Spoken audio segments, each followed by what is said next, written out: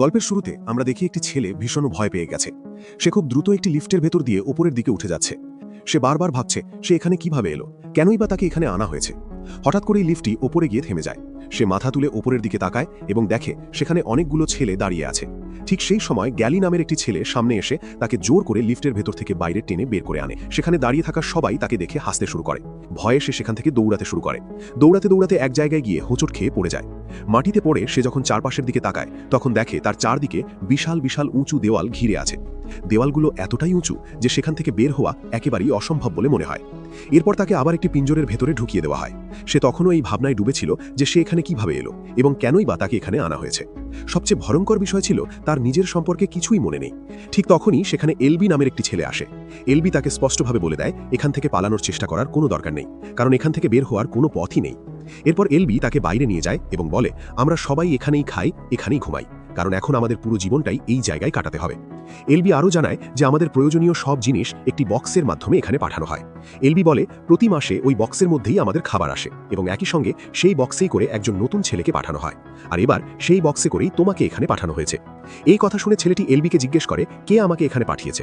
এরপর এলবি তাকে আরেকটি জায়গায় নিয়ে যায়। সেখানে নিয়ে গিয়ে এলবি বলে আমাদের জন্য এটাই সবকিছু। আমরা এখান থেকে বের হওয়ার জন্য অনেক চেষ্টা করেছি, প্রচুর পরিশ্রম করেছি, কিন্তু শেষ পর্যন্ত আমরা সবাই ব্যর্থ হয়েছি। ঠিক সেই সময় ছেলেটির চোখ পড়ে দেওয়ালগুলোর মাঝখানে থাকা একটি পথের দিকে। সে অবাক হয়ে এলবিকে জিজ্ঞেস করে এই পথের ওপারে কি আছে। এলবি তখন তাকে এই জায়গার 3টি গুরুত্বপূর্ণ নিয়ম জানায়। প্রথম নিয়ম, নিজের কাজ করবে, সময় নষ্ট করবে না। দ্বিতীয় নিয়ম, এখানে কোনো রানারকে কখনো আঘাত করা যাবে না। তৃতীয় নিয়ম, কখনোই দেওয়ালের ওপারে যাবে না, যদি যাও তাহলে নিশ্চিতভাবে মারা যাবে। এই সময় সেখানে চক নামের একটি ছেলে আসে যে সেখানে থাকা সব ছেলেদের মধ্যে সবচেয়ে ছোট। এলবি চককে নতুন ছেলেটির খেয়াল রাখতে বলে। চক নতুন ছেলেটিকে জানায় আমরা সবাই ওই বক্স থেকেই এখানে এসেছি, তারপর এখানে এসে আটকে পড়েছি, এখান থেকে বের হওয়া এখন প্রায় অসম্ভব। ঠিক তখনই নতুন ছেলেটি ধীরে ধীরে দেওয়ালের দিকে এগিয়ে যেতে থাকে। পেছন থেকে চক দৌড়ে এসে তাকে থামায় এবং দেওয়ালের কাছে যেতে নিষেধ করে। নতুন ছেলেটি তখন প্রশ্ন করে এই দেওয়ালের ভেতরে এমন কি আছে যে আমাদের সেখানে যেতে নিষেধ করা হয়েছে। চক তাকে বলে তুমি এই দেওয়ালটা শুধু দূর থেকে দেখতে পারো, কিন্তু ভেতরে গেলে তুমি মারা যাবে। কেউ সেখানে ঢুকলে আর বেঁচে ফিরে আসতে পারে না। ঠিক সেই সময় হঠাৎ করে দেওয়ালের ভেতর থেকে দুইজন ছেলে দৌড়াতে দৌড়াতে বেরিয়ে আসে। সে চককে বলে তুমি তো বলেছিলে দেওয়ালের ভেতরে যাওয়া নিষেধ, তাহলে ওরা কেন ভেতরে গিয়েছিল? এর উত্তরে চক বলে ওরা সাধারণ ছেলে নয়, ওরা হলো রানার। ওরা আমাদের চেয়ে অনেক বেশি মেজ সম্পর্কে জানে। এই কথা শুনে নতুন ছেলেটির বুকের ভেতর ভয় আরও বেড়ে যায়। সে ধীরে ধীরে দেওয়ালের আরও কাছাকাছি চলে যায়। ঠিক তখনই গ্যালি এসে তাকে জোরে ধাক্কা দিয়ে মাটিতে ফেলে দেয় এবং রেগে গিয়ে বলে তোমাকে বলা হয়েছে তুমি এর ভেতরে যেতে পারবে না। এর ফলে নতুন ছেলেটি আরও বেশি রেগে যায় এবং সবাইকে চিৎকার করে বলে তোমরা আমাকে কেন বলছো না এই দেওয়ালের পেছনে আসলে কি আছে। ঠিক তখনই হঠাৎ করে প্রবল বাতাস বইতে শুরু করে। নতুন ছেলেটি অবাক হয়ে দেখে দেওয়ালগুলো ধীরে ধীরে একে অপরের দিকে সরে এসে বন্ধ হতে শুরু করেছে। অল্প সময়ের মধ্যেই পুরো দেওয়াল সম্পূর্ণভাবে বন্ধ হয়ে যায়। এই ভয়ঙ্কর ঘটনার পর সেই রাতেই নতুন ছেলেটির আগমনের খুশিতে সবাই মিলে পার্টি করে। এই সময় নতুন ছেলেটির পাশে বসেছিল নিউট নামের একটি ছেলে। নিউট তাকে বলে মেজ খুবই ভয়ঙ্কর একটা জায়গা, যদি ভুল করেও তুমি এর ভেতরে ঢুকে পড়ো তাহলে তোমার মৃত্যু নিশ্চিত। নিউট ইশারা করে তাকে দেখায় যে এখানে কিছু ছেলে আছে সবচেয়ে দ্রুত রানার। নিউট তাকে জানায় এই রানাররা প্রতিদিন সকালে মেজের ভেতরে ঢোকে এবং সন্ধ্যা হওয়ার আগেই ফিরে আসে। তারা এই জায়গা থেকে বের হওয়ার রাস্তা খুঁজছে। তারা প্রায় 3 বছর ধরে এই মেজের ম্যাপ বানাচ্ছে, কিন্তু এত চেষ্টা করেও এখনও তারা বের হওয়ার কোনো পথ খুঁজে পায়নি। নিউট জানায় এই মেজ প্রতিদিন নিজের গঠন পরিবর্তন করে। নিউট আরও জানায় এই মেজের ভেতরে আছে ভয়ঙ্কর সব ক্রিচার যাদের গ্রিভার বলা হয়। ঠিক তখনই গ্যালি সেখানে এসে তাকে মারামারি করার জন্য চ্যালেঞ্জ করে। দুজনের মধ্যে মারামারি শুরু হয়, কিন্তু নতুন ছেলেটি বেশিক্ষণ গ্যালির সামনে টিকতে পারে না। গ্যালি তাকে জোরে ধাক্কা দিয়ে মাটিতে ফেলে দেয়। এই ধাক্কার সময় নতুন ছেলেটির মাথা মাটিতে আঘাত পায়, আর ঠিক তখনই তার মনে পড়ে যায় তার নাম। সে হঠাৎ চিৎকার করে সবাইকে বলে তার নাম মনে পড়েছে। সে সবাইকে জানায় তার নাম থমাস। তারপর সবাই খুশি হয়ে তার নাম ধরে ডাকতে থাকে এবং তাকে নিজেদের মধ্যে স্বাগত জানায়। সেই রাতে থমাস ঘুমিয়ে পড়ে, কিন্তু ঘুমের মধ্যে সে অদ্ভুত কিছু স্বপ্ন দেখতে থাকে। সে স্বপ্নে দেখে সে একটি ল্যাবের ভেতরে আছে। পরদিন সকালে এলবি থমাসকে একটি জায়গায় নিয়ে যায়। সেখানে এলবি তার হাতে একটি ছুরি দিয়ে বলে এই দেওয়ালের ওপর নিজের নাম লিখে দাও, কারণ এখন থেকে তুমি এখানেই থাকবে চিরদিনের জন্য। থমাস দেওয়ালের দিকে তাকিয়ে দেখে সেখানে অনেকগুলো নাম খোদাই করা আছে। থমাস এলবিকে জিজ্ঞেস করে এতগুলো নাম এখানে কেন লেখা। এর উত্তরে এলবি তাকে জানায় যেসব নাম কেটে দেওয়া হয়েছে তারা সবাই মারা গেছে, আর যেসব নাম কাটা নেই তারা এখনও জীবিত আছে। সেই দিন কাজ করার সময় থমাস নিউটকে জিজ্ঞেস করে তারা কি এখান থেকে পালাতে পারে না, যদি তারা এই দেয়ালগুলো পার হয়ে যায় কিংবা আবার সেই বক্সের ভেতরে লুকিয়ে এখান থেকে বেরিয়ে যায়। নিউট তাকে বলে এসব কোনো কাজের না, তারা আগে থেকেই এসব চেষ্টা করেছে, কিন্তু এখান থেকে বের হবার কোনো পথ নেই, তাই এখন সবাইকে এখানেই থাকতে হবে। এরপর একদিন থমাস জঙ্গলের ভেতরে খাবার খুঁজতে যায়। হঠাৎ করে সে সেখানে অনেকগুলো মানুষের কঙ্কাল দেখতে পায়। ঠিক সেই সময় সেখানে রানার বেন এসে হাজির হয়, কিন্তু বেনের আচরণ অস্বাভাবিক ছিল। সে হঠাৎ করেই থমাসের উপর আক্রমণ করে এবং সেই জায়গায় ফিরে আসে যেখানে অন্য ছেলেরা ছিল। ঠিক তখনই নিউট দৌড়ে এসে বেনকে আঘাত করে। এরপর সবাই লক্ষ্য করে যে বেনের পেটে গ্রিভারের দংশনের চিহ্ন রয়েছে, অর্থাৎ সে গ্রিভারের দ্বারা আক্রান্ত হয়েছে। এই কারণে এলবি সিদ্ধান্ত নেয় যে বেনকে সঙ্গে সঙ্গে পিঞ্জরের ভেতরে বন্দি করতে হবে। সেই দিনই থমাস এলবিকে জিজ্ঞেস করে বেনের সঙ্গে আসলে কি হয়েছে। এর উত্তরে এলবি তাকে জানায় যদি গ্রিভার কাউকে ধ্বংসন করে তাহলে সেই ব্যক্তি সংক্রমিত হয়ে যায়। এরপর সবাই মিলে বেনকে দেয়ালের ভেতরে পাঠিয়ে দেয়। ধীরে ধীরে দেয়ালগুলো বন্ধ হয়ে যায়। বেন আর কখনো ফিরে আসে না। এইভাবে তারা আরও একজন বন্ধুকে হারায়। সবাই খুব কষ্ট পায়। এরপর দেয়ালে খোদাই করা নামগুলোর মধ্যে বেনের নামেও কেটে দেওয়া হয়, কারণ সে আর এই পৃথিবীতে নেই। সেই রাতে থমাস আবার স্বপ্ন দেখে। সে স্বপ্নে দেখে একটি মেয়ে তাকে ডাকছে। সে দেখে সেই মেয়েটির সঙ্গে অনেক বিজ্ঞানী রয়েছে এবং তারা সবাই মেয়েটির ওপর পরীক্ষা চালাচ্ছে। হঠাৎ করেই থমাস ঘুম থেকে জেগে ওঠে। ঘুম ভেঙে থমাস দেখে মেজের দরজা খোলা হচ্ছে এবং সেই দরজা দিয়ে মিনহোর সঙ্গে এলবিও ভেতরের দিকে যাচ্ছে। এটা দেখে থমাস অবাক হয়ে নিউটকে জিজ্ঞেস করে, এলবি তো রানার নয়, তাহলে সে মেজের ভেতরে যাচ্ছে কেন? এর উত্তরে নিউট বলে, এলবি আমাদের সবার মধ্যে সবচেয়ে বুদ্ধিমান। সে এই মেজ সম্পর্কে অনেক কিছু জানে, তাই প্রয়োজনে সে ভেতরে যেতে পারে। সেদিন সবাই খুব চিন্তিত হয়ে পড়ে, কারণ এলবি আর মিনহো এখনও মেজ থেকে ফিরে আসেনি। তাই সবাই মেজের দরজার সামনে দাঁড়িয়ে অপেক্ষা করতে থাকে। হঠাৎ করে দেওয়ালের ভেতর থেকে প্রচণ্ড বাতাস আসতে শুরু করে। ঠিক তখনই তারা দেখতে পায় মিনহো তার কাঁধে অচেতন অবস্থায় এলবিকে তুলে নিয়ে ফিরে আসছে। কিন্তু দুর্ভাগ্যজনকভাবে ঠিক সেই সময়ে দেওয়ালগুলো আবার বন্ধ হতে শুরু করে। থমাস কোনো কিছু না ভেবেই দৌড়ে মেজের ভেতরে ঢুকে পড়ে। দেওয়াল সম্পূর্ণভাবে বন্ধ হয়ে যায় আর থমাস মেজের ভেতরেই আটকে পড়ে। থমাস এলবির দিকে তাকিয়েই বুঝে যায় যে গ্রিভার তাকে ধ্বংসন করেছে। ঠিক তখনই তারা দেখতে পায় অনেকগুলো গ্রিভার তাদের দিকে এগিয়ে আসছে। দৌড়াতে দৌড়াতে থমাস দেখতে পায় দেওয়ালগুলো ধীরে ধীরে বন্ধ হতে শুরু করেছে। ঠিক তখন থমাস ইচ্ছে করে গ্রিভারকে জোরে দাগ দেয়। গ্রিভার তার পেছনে ছুটে আসে। দেওয়ালগুলো খুব দ্রুত বন্ধ হচ্ছিল। শেষ মুহূর্তে থমাস দেওয়ালের বাইরে বেরিয়ে আসতে সক্ষম হয়, কিন্তু গ্রিভার দেওয়ালের মাঝে আটকে যায় এবং সেখানেই মারা যায়। পরের দিন সবাই ধরে নিয়েছিল যে থমাস, মিনহো আর এলবি আর বেঁচে নেই। কিন্তু হঠাৎ করেই সবাই দেখে থমাস, মিনহো এবং এলবি তিনজনই ফিরে আসছে। তিনজনই প্রাণে বেঁচে গেছে দেখে সবাই অবাক হয়ে যায়। সবাই একসঙ্গে বসে কথা বলছিল। ঠিক তখন গ্যালি উঠে দাঁড়িয়ে বলে, থমাস এখানে আসার পর থেকে সব নিয়ম ভেঙেছে। তাকে বারবার নিষেধ করা সত্ত্বেও সে মেজের ভেতরে ঢুকেছে। গ্যালি বলে তাই থমাসকে শাস্তি দেওয়া উচিত। এই কথা শুনে নিউট গ্যালির বিরুদ্ধে দাঁড়ায়। সে বলে থমাসের জন্যই এলবি বেঁচে আছে, আর এতদিনে প্রথমবার কেউ একটি গ্রিভারকে মেরেছে। এটা থমাসই করেছে। তাই মিনহোর মতে থমাসকে শাস্তি দেওয়ার বদলে তাকে রানার বানানো উচিত। ঠিক তখনই সবাই একটি শব্দ শুনতে পায়। সবাই বক্সের দিকে দৌড়ে যায়। লিফট খুলতেই তারা দেখতে পায় ভেতরে একজন মেয়ে রয়েছে। থমাস মেয়েটিকে দেখেই চমকে যায়, কারণ এই মেয়েটিকেই সে তার স্বপ্নে দেখেছিল। মেয়েটির সঙ্গে একটি নোট ছিল যেখানে লেখা ছিল, she is the last one ever, মানে এই মেয়েটির পর আর কাউকে পাঠানো হবে না। এই সময় মেয়েটি ধীরে ধীরে জ্ঞান ফিরে পায় এবং থমাসের নাম ধরে ডাকে। এরপর সে আবার অজ্ঞান হয়ে যায়। অনেক সময় পেরিয়ে গেলেও সেই মেয়েটির জ্ঞান ফেরে না। সে তখনও অচেতন অবস্থায় পড়েছিল।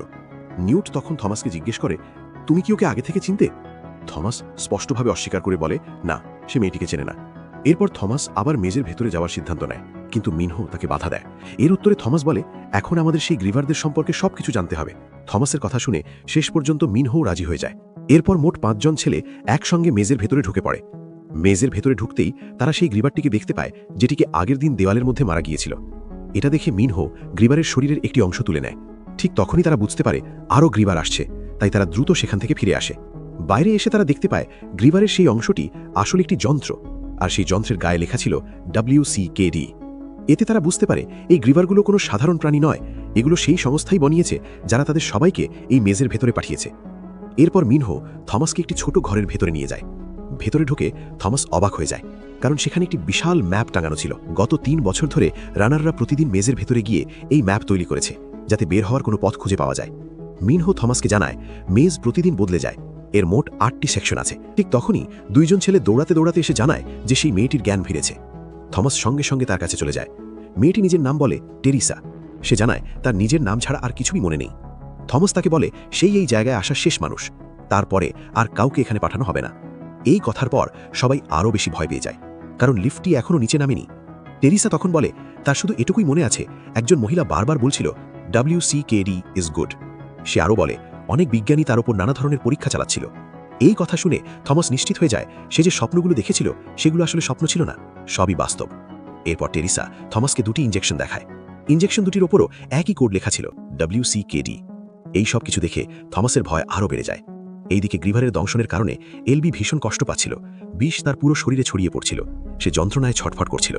থমাস এলবিকে বাঁচানোর জন্য সেই ইঞ্জেকশন দিতে যাচ্ছিল। ঠিক তখনই এলবি হঠাৎ করে থমাসের হাত চেপে ধরে। এই সুযোগে টেরিসা সামনে এগিয়ে এসে এলবিকে ইঞ্জেকশনটি দিয়ে দেয়। এরপর শাস্তি হিসাবে গ্যালি থমাসকে এক রাতের জন্য পিঞ্জরের ভেতরে বন্দি করে রাখে। পরদিন সকাল হতেই মেজের দরজা খোলার সঙ্গে সঙ্গেই থমাস আর মিনহো দৌড়ে মেজের ভেতরে ঢুকে পড়ে। দৌড়াতে দৌড়াতে তারা সেকশন 7 পর্যন্ত পৌঁছে যায়। সেখানে তারা ব্যানের ছেঁড়া কাপড় দেখতে পায়। ঠিক তখনই তারা সেই ডিভাইস থেকে কিছু শব্দ শুনতে পায়। থমাস তখন বুঝে যায় এই ডিভাইসটি যেন তাদের কোনো পথ দেখাতে চাইছে। তারা সেই শব্দ অনুসরণ করতে করতে এক জায়গায় পৌঁছায়। সেখানে পৌঁছাতেই ডিভাইসটিতে সবুজ আলো জ্বলতে শুরু করে। এরপর তাদের সামনে একের পর এক দরজা খুলতে থাকে। তাদের সামনে একটি গভীর গর্ত দেখা যায়। তারা সেই গর্তের কাছে দাঁড়িয়েই ছিল, হঠাৎ ভেতর থেকে কিছু একটা তাদের স্ক্যান করতে শুরু করে। এই দৃশ্য দেখে তারা ভয়ের সঙ্গে সঙ্গে সেখান থেকে দৌড়াতে শুরু করে। কিন্তু এখন তাদের অবস্থা আরও খারাপ হয়ে যায়, কারণ মেজের দেওয়ালগুলো দ্রুত বন্ধ হতে শুরু করে এবং মেজের রাস্তা সম্পূর্ণ বদলে যেতে থাকে। অনেক কষ্টে তারা কোনো মতে মেজ থেকে বেরিয়ে আসে। বাইরে ফিরে এসে তারা জানায় তারা একটি দরজা খুঁজে পেয়েছে, যেটা দিয়ে তারা মেজ থেকে বের হতে পারবে। কিন্তু সমস্যা হলো এই দরজাটাই গ্রিভারদের আসার পথ। এই কথা শুনে গ্যালি থমাসের ওপর প্রচণ্ড রেগে যায়। সে চিৎকার করে বলে থমাস আসার পর থেকেই সবার জীবন বিপদের মধ্যে পড়েছে। গ্যালি বলে থমাসের কারণেই এলবির জীবন বিপন্ন হয়েছে। এরপর সবাই এলবির কাছে যায়। এলবি তখন ইঞ্জেকশনের প্রভাবে জ্ঞান ফিরে পেয়েছিল। থমাস খুশি হয়ে তাকে বলে তারা মেজ থেকে বের হওয়ার পথ খুঁজে পেয়েছে। কিন্তু এলবি খুব শান্তভাবে বলে এর কোনো লাভ নেই, তারা কখনোই এখান থেকে বের হতে পারবে না। ঠিক তখনই একটি ছেলে এসে জানায় দেওয়াল এখনও পুরোপুরি বন্ধ হয়নি। এই কথা শুনে সবাই দৌড়ে দেওয়ালের দিকে যায়। সবাই ভয় পেয়ে দৌড়াতে থাকে। দেয়ালগুলো ধীরে ধীরে খোলা শুরু হয় এবং সেই গ্রিভারদের দল তাদের দিকে এগোতে থাকে। পায়ের তলায় যেন মাটি সরে যাচ্ছে। সবাই জঙ্গলের দিকে দৌড়াতে থাকে, কিন্তু গ্রিভাররা ধীরে ধীরে এক একজনকে ধরে ফেলছে। প্রত্যেকের জীবন এখন ঝুঁকির মধ্যে। শেষ পর্যন্ত তারা একটি বাড়ির ভিতরে লুকিয়ে পড়ে, কিন্তু সেখানে গ্রিভারদের আক্রমণ থামেনি। তারা বাড়ির ভেতর ঢুকে সবাইকে মেরে ফেলার চেষ্টা করছে। ঠিক সেই সময় এলভি গ্রিভারদের দ্বারা ধরা পড়ে। গ্যালি তখন থমাসের উপর চড়াও হয়ে যায়, কারণ গ্যালি ভাবছে থমাসই এই বিপদের জন্য দায়ী। থমাস কষ্টের মধ্যে নিজের শরীরে সেই ডঙ্ক নিজে নিজে লাগিয়ে ফেলে, যা গ্রিভারের ছিল। ডঙ্ক লাগানোর সঙ্গে সঙ্গে সে অজ্ঞান হয়ে পড়ে। তখনই সে স্বপ্ন দেখতে থাকে। স্বপ্নের টেরেসা সেখানে রয়েছে আর একজন মহিলা বারবার বলছে WCKD ইজ গুড, সাথে অনেক বিজ্ঞানী পরীক্ষা চালাচ্ছে। হঠাৎ থমাসের চোখ খোলে। সে দেখে টেরেসা এবং সে দুজনই পিঞ্জরে বন্দী। নিউট তখন তাকে জানায় গ্যালি তাকে এখানে বন্দী করেছে। এখন থমাসের জীবন বিপন্ন। ঠিক সেই দিন সবাই থমাস এবং টেরেসাকে এক জায়গায় নিয়ে যাবার চেষ্টা করে। তারা দুইজনকে মারার পরিকল্পনা করছে, কিন্তু কিছু সাথীরা গ্যালিকে বোঝায় এটা ভুল। থমাস হয়তো আমাদের সবাইকে এখান থেকে বের করতে পারবে। কিন্তু গ্যালি তখনও নিজের সিদ্ধান্তে অড় থাকে। থমাস হঠাৎ হুঁশে আসে এবং নিজের অস্ত্র গ্যালির দিকে ধরে বলে আমি যে কোনো পরিস্থিতিতেই এখান থেকে বের হব। যদি তুমি এখানে থাকতে চাও থাকো, তবে যে আমাদের সঙ্গে যেতে চায় সে আমার সঙ্গে চলে। থমাসের এই কথা শুনে অনেকেই তার সঙ্গে যোগ দেয়। গ্যালি নিজে এই জায়গায় থাকতে চায়। এরপর তারা সবাই মেজের ভেতর দিয়ে এগোতে শুরু করে। হঠাৎ তারা একটি গ্রিভারকে দেখতে পায়। সবাই মিলে সেই গ্রিভারের ওপর হামলা করে এবং তাকে গভীর খাঁড়িতে ফেলে দেয়। কিন্তু সেই মুহূর্তে আরও অনেক গ্রিভার তাদের ওপর আক্রমণ করে। ঠিক সেই সময় টেরেসা সেই দরজার কাছে পৌঁছে যায়। সে দ্রুত কোড দিয়ে দরজা খুলে দেয়। এতে সব গ্রিভার ধীরে ধীরে দেয়ালের ভেতরে বন্দী হয়ে যায়। সব দেয়াল পের হয়ে তারা একটি টানেলে পৌঁছে। সেখানে একটি এক্সিট নামের রুম দেখতে পায়। থমাস রুমটি খুলে ভিতরে প্রবেশ করে। সেখানে সব বিজ্ঞানী মারা গেছে। এখানেই তারা বুঝতে পারে যারা তাদের ওপর পরীক্ষা চালাচ্ছিল তারা 24 ঘন্টা এই সব কিছু দেখছিল। থমাস নিজের ফিঙ্গারপ্রিন্ট ডিভাইসে রাখতেই স্ক্রিনে সেই মহিলা দেখা দেয়। সে ভিডিওতে বলছে আমার নাম এভা পেজ। আমি জানি তোমরা খুব ভয় পেয়েছ, সবই আমার কারণে হয়েছে।